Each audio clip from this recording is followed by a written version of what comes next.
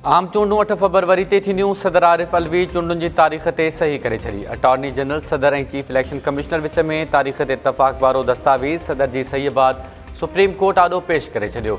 Chief justice काज़ी फ़ाइज़ जी सरबराहीअ में 3 रुकनी bench 90 ॾींहनि अंदरि चूंडनि वारे केस जी ॿुधणी शुरू कई त अटॉर्नी जनरल सदर आरिफ अलवी सां इलेक्शन कमीशन जे अख़्तियारनि जी मुलाक़ात जा मिनट्स पेश कया। अटॉर्नी जनरल अदालत खे आगाही ॾींदे चयो त सुप्रीम कोर्ट जे हुकुम ते चीफ इलेक्शन कमिश्नर ऐं ॿियनि अख़्तियारनि सदर सां मुलाक़ात कई। 8 फरवरी ते चूंडूं कराइण ते इतफ़ाक़ कयो वियो आहे। चीफ जस्टिस जे हुकुम ते अटॉर्नी जनरल गॾजाणी जे मिनट्स ते सदर खां सही कराइण बाद दस्तावेज़ अदालत आॾो पेश कयो। गुज़िरियल ॾींहुं सदर ऐं चीफ इलेक्शन कमिश्नर विच में मुलाक़ात दौरान आम चूंडूं 8 फरवरी ते कराइण ते इतफ़ाक़ कयो वियो हो।